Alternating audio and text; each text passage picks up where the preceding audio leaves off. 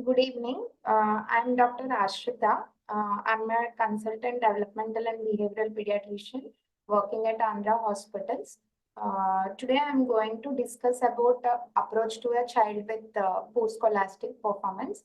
I hope I really like when you all are interacting with me. So, if you can raise hand or if you can put your answers on the chat box, I'll be more than happy.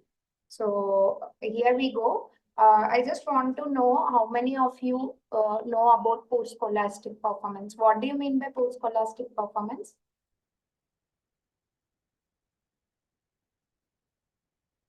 So many of us in our routine OPDs will be encountering this common concern from parents that my child is not doing well in studies.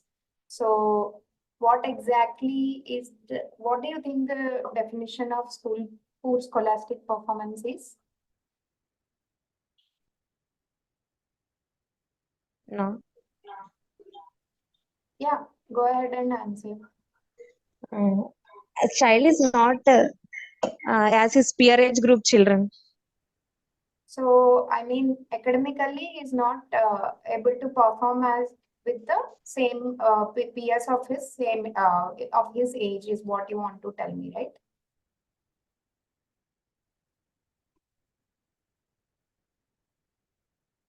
Okay, anyway, so somebody else answered that is not able to pass the class.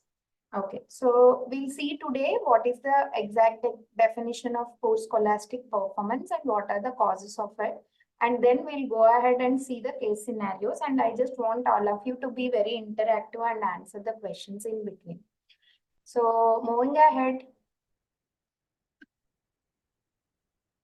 So why this discussion today? Because we are noticing that 20% of the children in classroom will perform scholastically very poor. So every child should get an opportunity to achieve their academic potential. And you already know that education is very important aspect of child's life. So today we are going to learn the definition, then causes, then evaluation, and some discussion like clinical pointers and case scenarios, and then we'll summarize the whole thing. So coming to the definition, school achievement below the expected for that child age and educational opportunities provided. So now why we have mentioned that educational opportunities provided, because some of the children, if the children are not provided the opportunity to go to school or not encouraged or not motivated, or if the child is not receive, I mean, there are no teachers in the classroom to teach, then we can't say that child is not able to perform well. So that's what this sentence means. The educational opportunity should be provided, but still the child can't perform according to the child's age. So why is it important? Because it affects the child's life with self-esteem, and also it is not possible if you are not passing the standard, you are not able to move forward. So higher education is not possible, and employment opportunities which affect interpersonal relationships and marriage life little later on. So education will affect every other sphere of his or her life. So what is post-scholastic performance? It's just a symptom. It is telling you that there is some underlying cause. We have to evaluate. It is not a diagnosis. It is just a red flag. So we should always remember that. So what do you think are the factors affecting child's learning abilities? So the child should usually, 1 second. So the child should have the skill and ability to learn. So child should have an intact brain, and child should have the brain integration, proper brain integration for ability to perform well. And also the child should have good vision, hearing, and physical health of the child is also very, very important. If, for example, if the child is undergoing chronic diseases like allergic rhinitis or frequent absenteeism from the school, the child is not able to perform well, right? And also conducive environment, that is home and school. Means motivated environment should be there. There are no, there should be a good school environment where every teacher is interested in teaching the children, and also at home there are no psychosocial disturbances at home, and also child should be motivated properly to perform well. These are the factors that can affect learning abilities. And also there are some of the causes which are causing this poor scholastic performance. One is extrinsic factors and then intrinsic factors. Extrinsic factors are your suboptimal teaching techniques, social factors like unfavorable conditions, if there is any domestic violence happening at home, abuse happening around, or poor socioeconomic status, all these conditions. And then environment, any disputes or distractions, all these are extrinsic factors that affect the child learning capacity. And what are some of the intrinsic factors? Diseases and other disabilities are some of the causes. Can you name some of the causes, intrinsic factors which you know that will affect the child, where you have learned?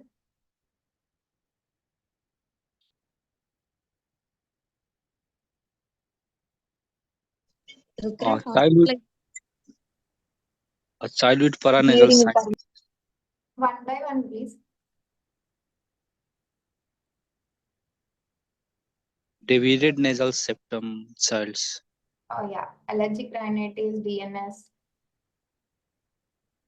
Many hearing or vision problems can cause. Sorry.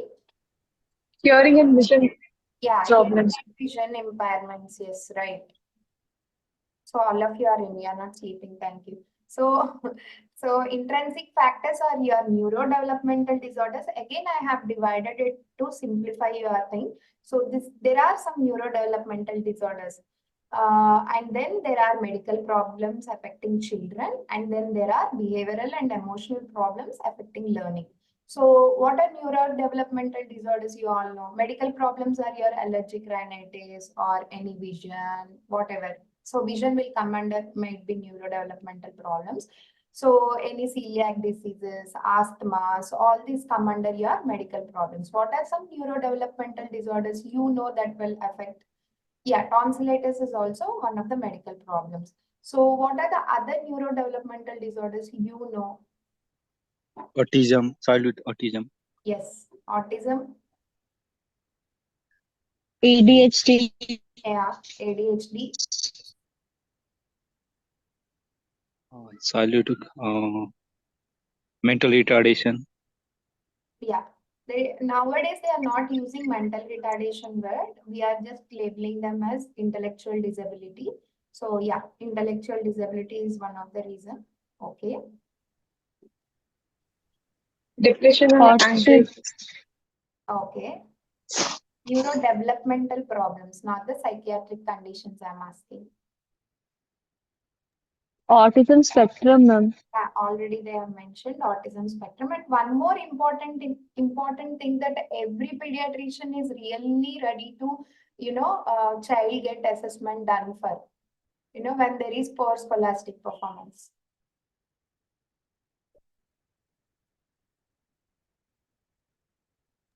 Hypothyroid. Sorry.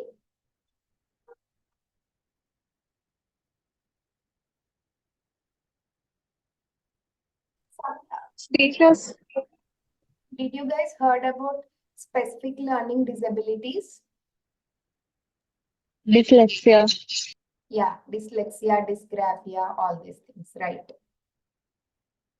So they come under neurodevelopmental problems. Yeah, nutritional status and thyroid will also come under your medical problems. And then behavioral and emotional problems affecting learning. So we'll go ahead. So what are the neurodevelopmental problems? As somebody said, intellectual disability, irrespective of any etiology, with mild intellectual disability, they struggle with academics. And then comes the specific learning disability. Then ADHD, coordination disorders, and CP and autism. Because in autistic children, if they go for conventional methods, they may not be conducive. It means they are not encouraging for the child to learn.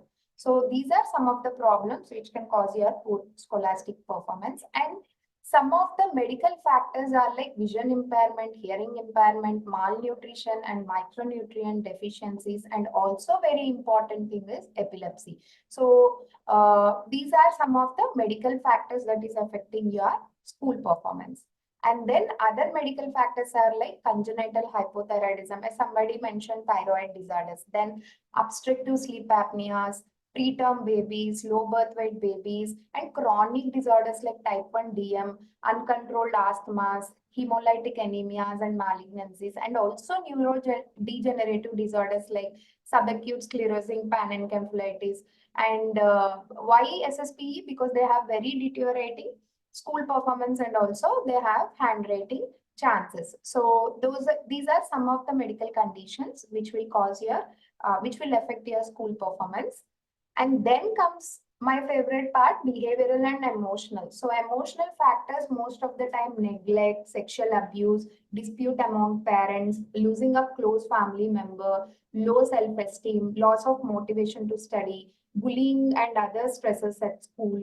And coming to psychiatric disorders, we can see this depression, ODDs, and conduct disorder problems, substance abuse. All these things can cause your school these problems can affect the school performance of the child. So I told mostly about SLD, and everybody is interested to rule out SLD. So I just want to highlight few of the topics. So signs and symptoms of learning disability and school failure. School failure and learning disabilities. So they won't present directly with like parasamine, but they won't come to you directly by writing mirror images or simple grammatical mistakes. Sometimes the child, recently most of the children are presenting with behavioral issues. What kind of behavioral issues they might present to you? Like school is boring, frequent absenteeism, frequent failing in grades, and social disengagement. They are not mixing up with other peers in the school, and frequent detention, suspensions, or spending a much longer time avoiding homeworks, or behaving weirdly when mother is asking for the child to do homework. All these things, these are some of the symptoms they might present to you. They won't directly present as like mirror imaging and all those things. So most of the children, they'll go undetected, and they'll be rather labeled as lazy or aggressive or failure. So, or some of the people, what they'll do, it's okay, we'll promote them to next level. When the child is aging up, then the maturity level increases, and the child will automatically adapt to the larger academic group. That's what they'll feel. So they'll be promoted to next level, and then they'll come to limelight when they're not able to handle the pressure. So we should always think that is the reason I mentioned this table. So whenever there are these kind of complaints coming to your OPD, just think of it, just sit with them, call them when you have a free OPD day, and call them back and ask a detailed history of their emotional and behavioral issues and all the medical history, and then neurodevelopmental issues. You take a clear history, then we can confirm ourselves that we are not missing anything, and then we can go ahead. So every time school going child who presents in clinic with somatic complaints or any other psychological symptoms, you need to ask one question: how the child is performing in studies. Just ask them how they, or ask a simple question according to age. What is the time now? What did you do yesterday? Or if you take 10 rupees, if bigger children come or adolescent come, just give them a small math solution or math problem, like take 10 rupees. Imagine you are going to a shop, you're giving this much, how much you are going to left with. All these kind of questions will give us an idea that the child is not struggling with any academic issues. So, okay, ho gaya. Approach to poor scholastic performance. Now the child is there, how to identify.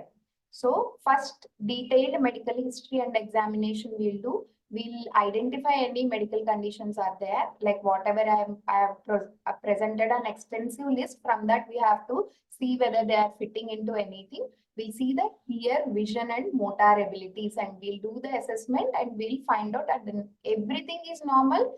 Then rule out emotional, social, cultural, and environment causes. If that is also normal, then third step, you will do comprehensive educational assessment.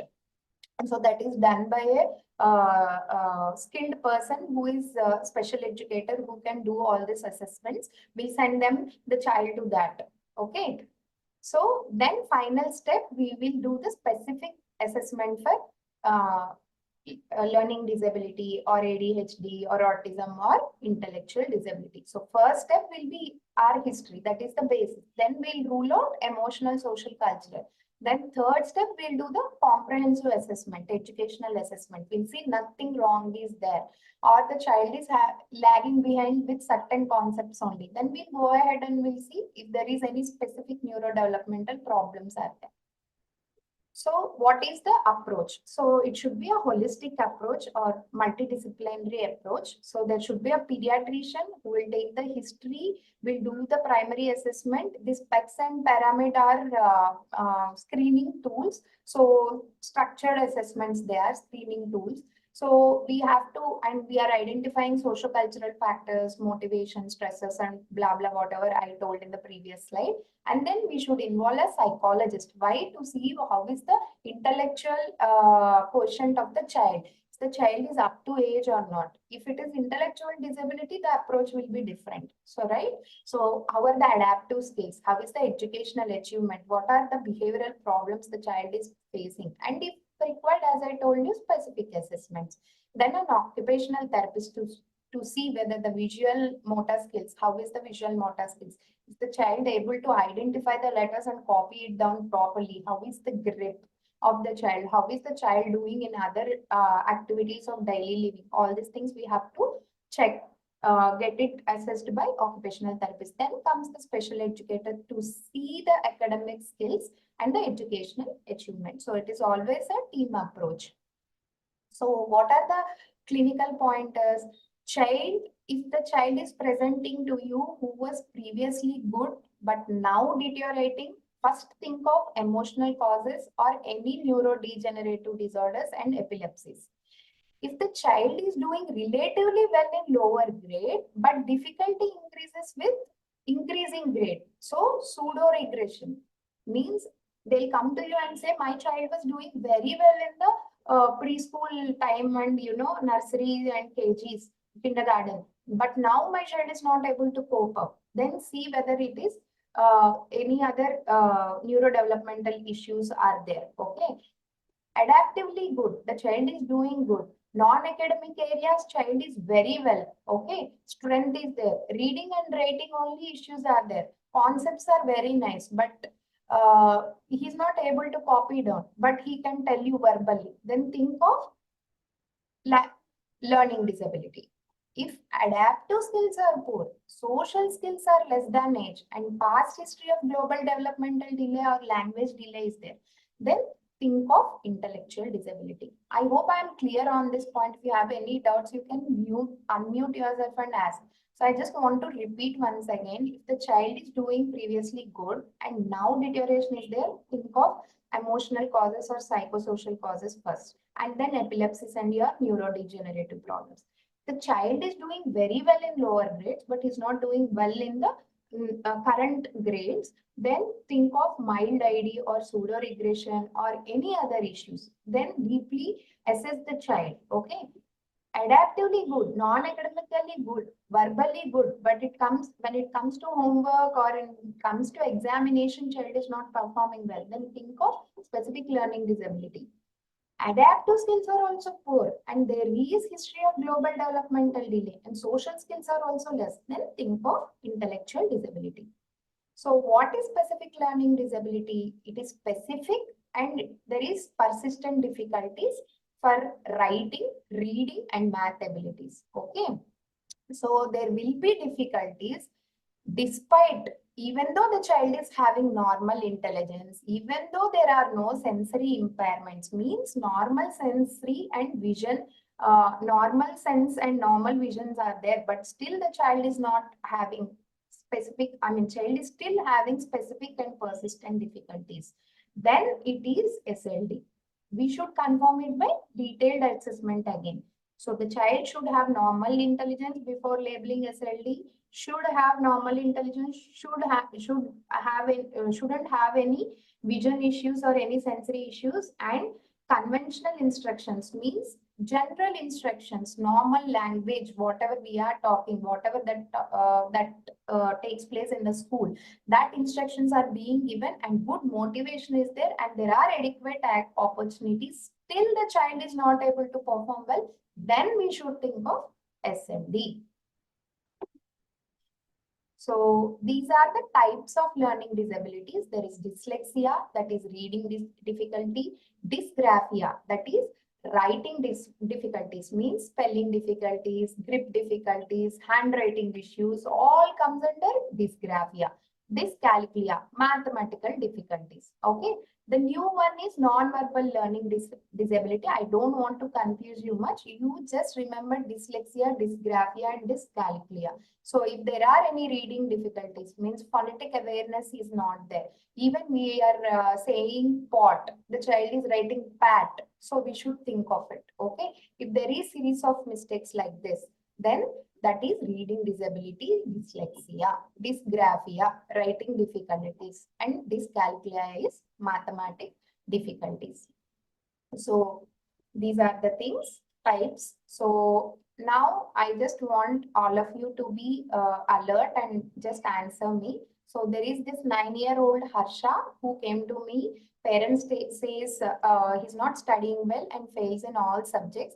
Difficulty is there since first standard. Okay. Behavior, he acts like small child, does not keep any family secrets.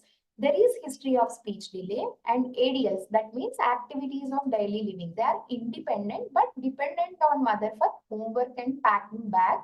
And he cannot get correct change when goes to fetch something from shops. So on examination, vision and hearing is good. Neuro normal, cannot do 2-digit additions, but able to draw a square. 9-year-old. Okay. So learning needs, adaptive and social functions are also affected. Should be screened for what? What do you think the child should be screened for?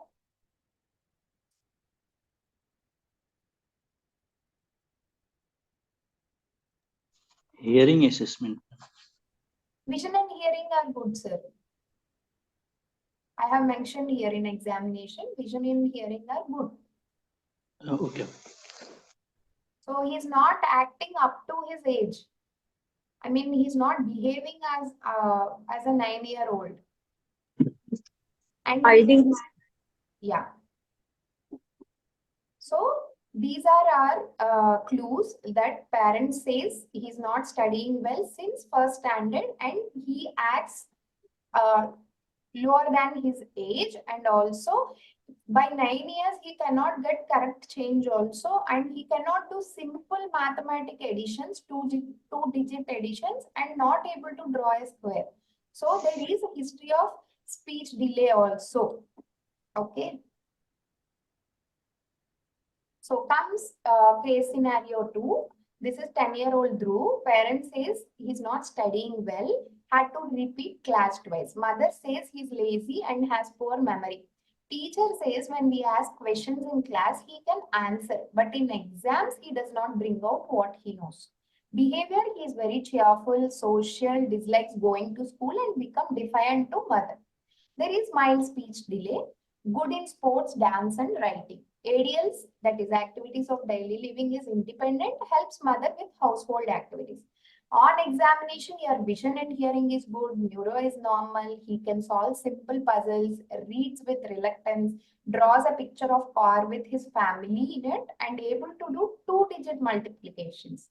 10-year-old, okay. Learning needs, reading get affected, adaptive and social functions are good, should be screened for what?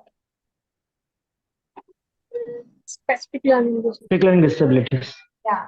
So why do you think SLD we should rule out? What are the clues we are getting from here? He reads well and answers questions, but not able to write.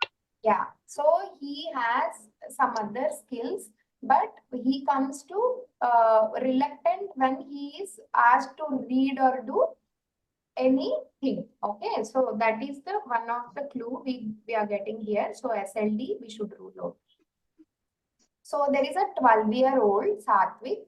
he was brought for learning concerns. Problem since first standard, difficulty in all subjects.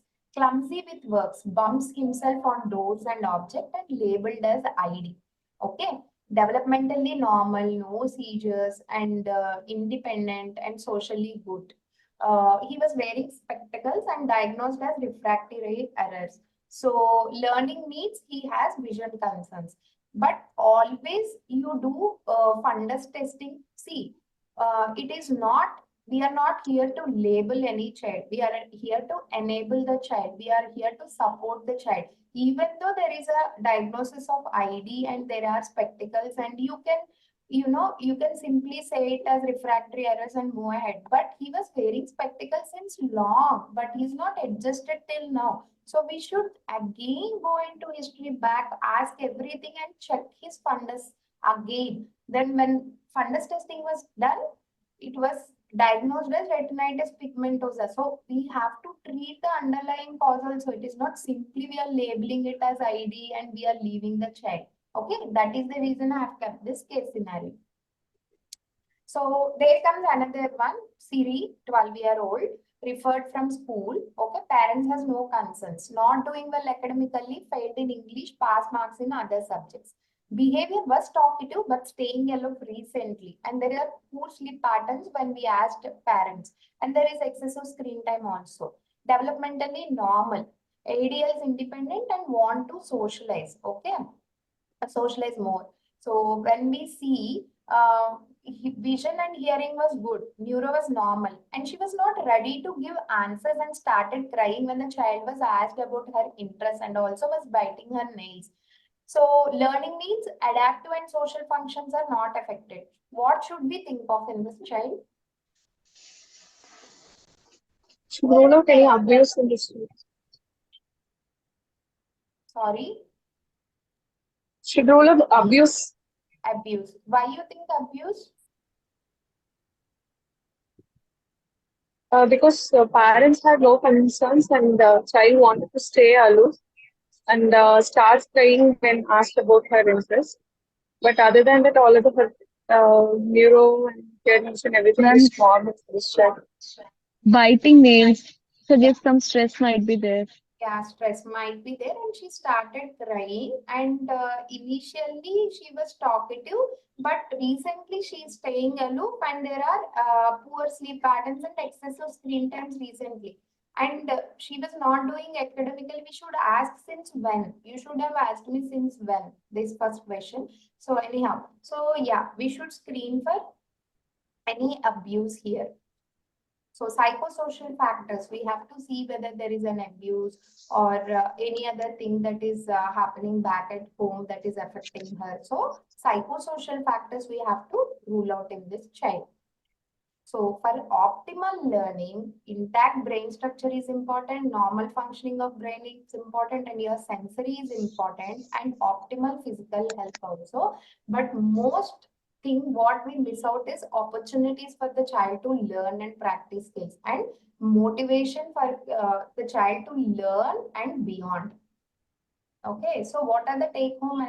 I came end of to my topic. So what are the few take home messages I want to give you is problems in any of this, like child's ability, it will affect the academics. Vision, hearing, health, or any conducive environment is not provided at home and school, and and no motivation, that will also affect the child's ability to learn. Okay, so these are the main important things that is affecting learning. So you should think of these things first before saying any other diagnosis. So important causes are ID, intellectual disability, and SLD. So how to differentiate? Good history and meticulous examination we have to do. Hearing and vision assessments we have to do. IQ testing and academic achievement assessment. And then only we should go for SLD. Okay. So it is very easy to judge a child by his school performance, but they may deceive you by their cover, or they may deceive you by their content. So when you talk to them, when you ask them to draw, when you ask the child, when you talk to the child, they will not look, they'll not be lazy, they'll not be something like what they have labeled. That's what I meant. Okay, so thank you so much. If you have any doubts, you can ask me.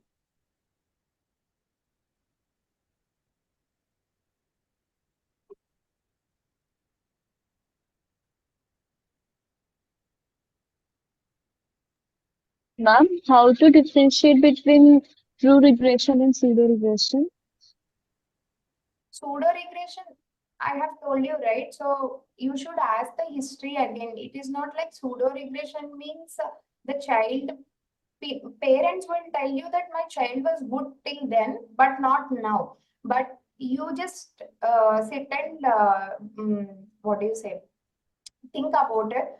For kindergarten, the syllabus will be very less. So anybody can say A, B, C, D, E, F, G, H, I, J, K, L. Okay. So even though when the child is not performing up to the mark, the teachers will be very good to students and pass them. So that's what I meant pseudo regression is. The parents feel the child performed well till then, but the child is having problem now only. But when you ask the history, the child will be having an issue since early child development. That's what I meant. That is what pseudo regression means. You understood? Yes, ma'am. Thank you, ma'am. My question is, some parents come to me saying that their child is not doing homeworks and frequent complaint from teachers, but at last, and child is having bullying behavior, but at last examination he is doing very well. So teacher are telling he is very brilliant, but he's not. So which category we should keep in such child? Sorry, sir, your question was not clear for me. So the child was doing well. Then No, where ma'am.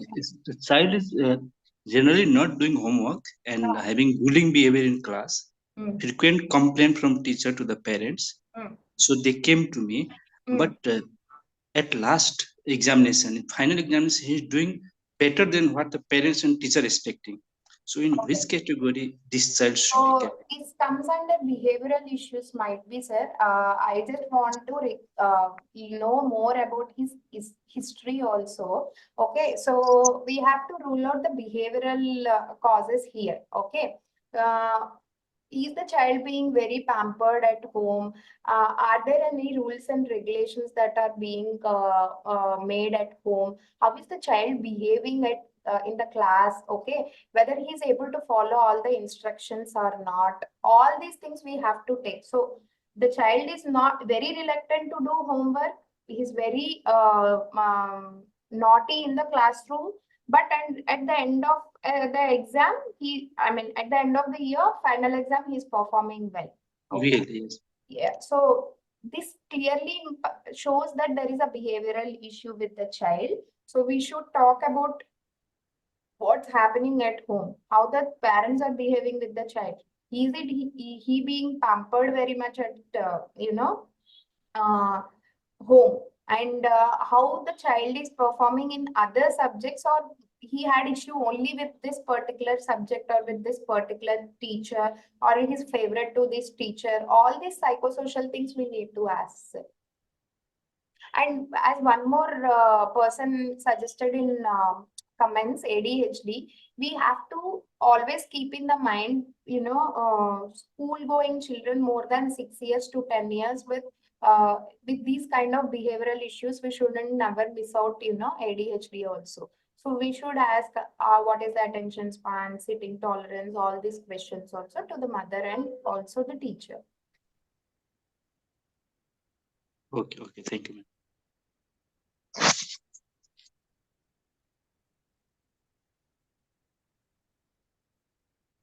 Any other questions?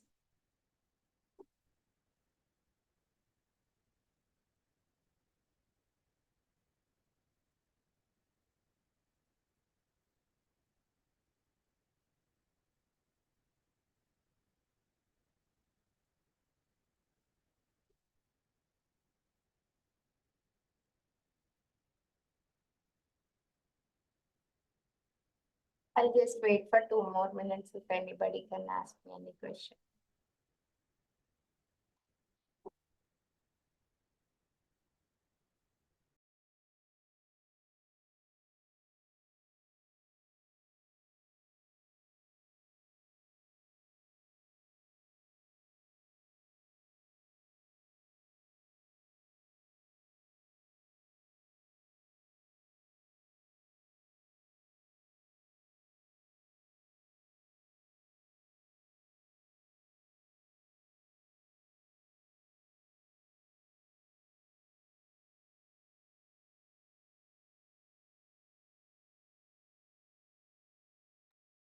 Sir, which kind of milestone, any kind of milestone regression you are asking me?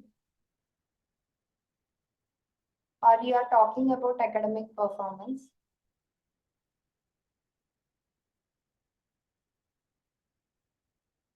So if it comes to all the other milestones, we need to think of speech. Speech regression, most probably, parents might feel that, most of the times bisyllable, if the child is talking like amma, tata, ta, all these things, they'll say that my child was normal, or that my child was talking till 1 year of age, and now my child is not saying those words also. If that kind of speech regression you are asking, that is not speech regression. So the child had attained bisyllable, but those are not meaningful words. We should ask how many words, or how whether the speech that was parents were thinking was interactive, meaningful, and purposeful. If that was not there, then we shouldn't think of speech regression at all. That means the child has attained bisyllable, and there was no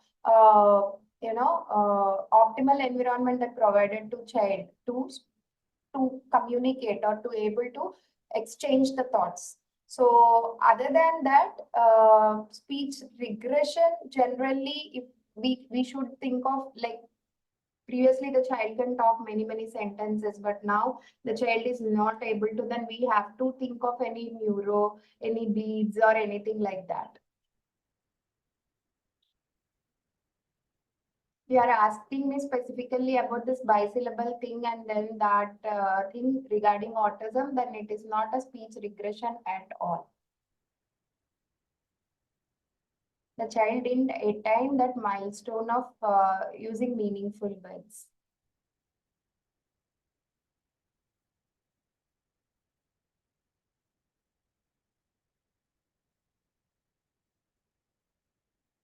So any other questions?